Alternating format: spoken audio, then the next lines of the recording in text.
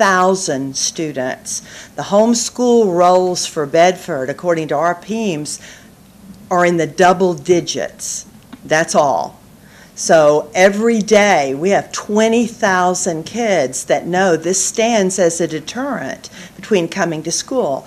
Now, a lot has been made of the number of absences that we have and how much money that equals. I can absolutely assure you that the money is not what's important, not to any of us. We did not enter education because we cared about finance. We entered education probably for the same reason you ran for office. You hope to make a difference in the world. You hope to have an influence on someone's life. That's why we became educators. Without an education, and if these kids are not in school, they cannot receive an education. And if they are not compelled from home to come to school, they cannot receive an education.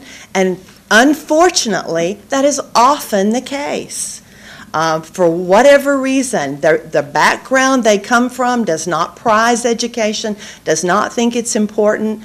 I was very fortunate. Neither my mom nor my dad had any formal education at all.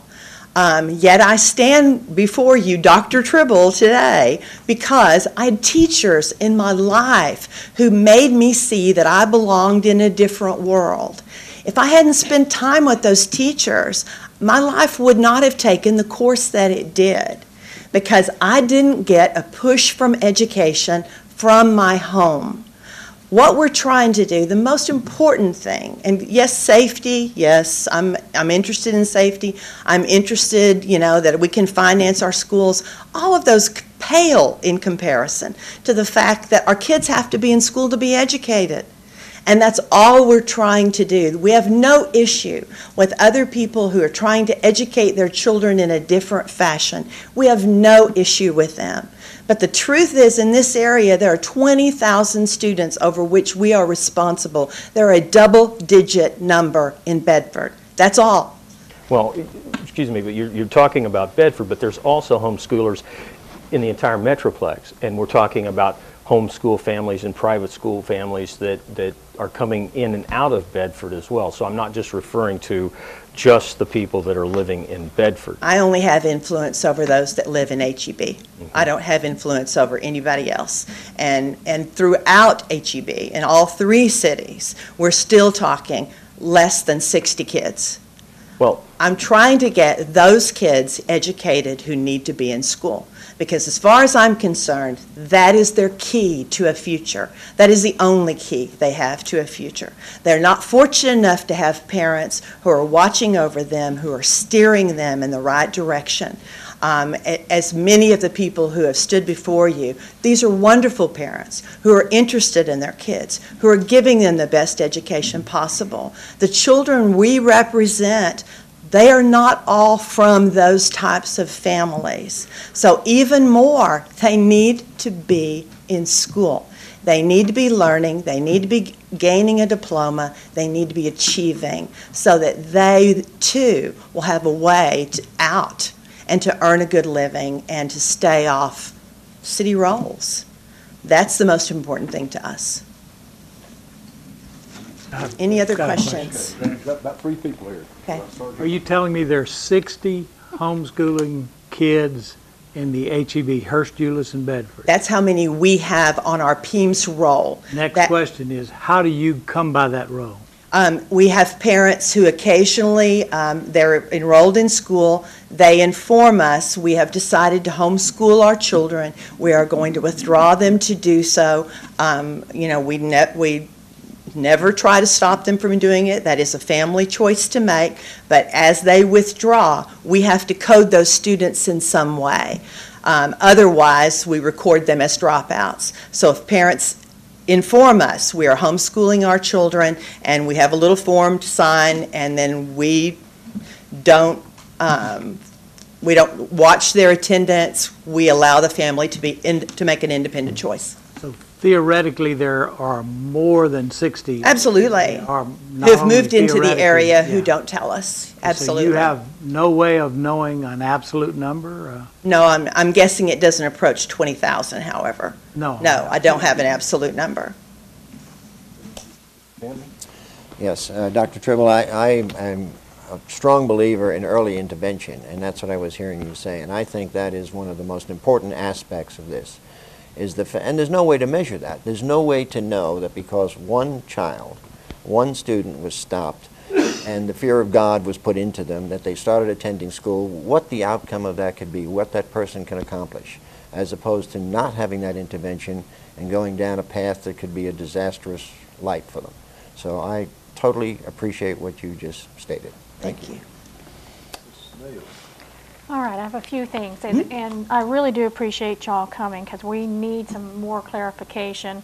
Unfortunately, there's been a lot of information hurled or presented to us, and we could not, during open forum, respond. Sure. And so that's why we're revisiting this, and I appreciate y'all being here.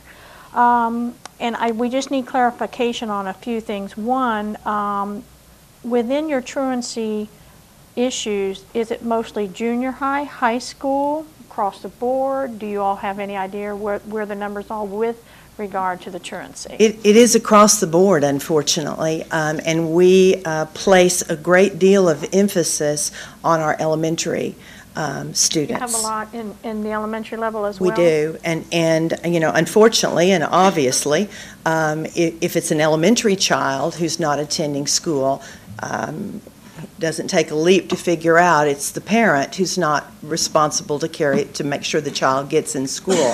So we have put a lot of effort this year on early intervention, hoping that absenteeism does not become a lifelong problem. You know, the ones that are often most evident are the high school kids because, you know, they have transportation, they have wheels, they can be out on the street. But unfortunately, there are a large number of truant kids who are elementary age. Okay. Well, we hadn't heard that before. I Yeah. appreciate that. There's been several things this evening that's been stated that we have not heard before, so that'll play heavily in our discussion later. The other concern that had been presented to me was, I don't know that it's a concern, but it is a fact, and you can tell me if it's true or not. Mm-hmm. Depending on what type of classes they take in the junior high, it can lead to them being able to attend high school maybe at a later hour. Right. Is that true? Like maybe show up at 10 a.m. as opposed to 8:30 or 8, okay. Absolutely. And I don't think a lot of people realize that as well because our curfew is from 8:30 to 2:30. So, Right. you know, if you see some high schoolers, you think, hey, they're not in school. Well, they don't have to be in school. They may have a really legitimate reason They for may have not a being in legitimate school. reason. Absolutely. We have been made aware there is a work program. I know my two children, when they were at Trinity, they left at 12:30 or 2 o'clock to go to their work, and that is in our ordinance. But I think that the council, if they weren't aware and the public is aware, there are different times that they can come to school and leave school as Absolutely. well. I have to go back to something that has been presented to us every 2 weeks, and that is that you are an educator, and you stated that well. Thank you. We are not. We were elected to provide basic services. That would be streets, sewer, water, fire, police, protection. And, you know, I was a little concerned earlier about that it's now time for the city to take the share of the burden. And we're not educators. It really is the school district's responsibility, parents, and the students.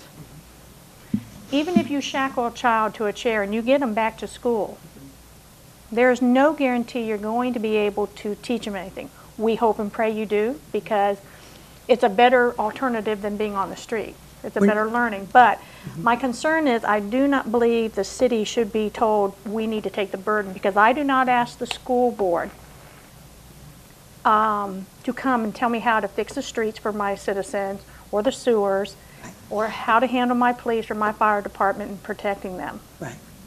And I can't see that you all would be helping us do that, or I turn around and say, it's now your burden as a school district to help the city. Right. So I'd love to I'm speak to concerned that. about that. I'd love to speak to that. I think that we, the school,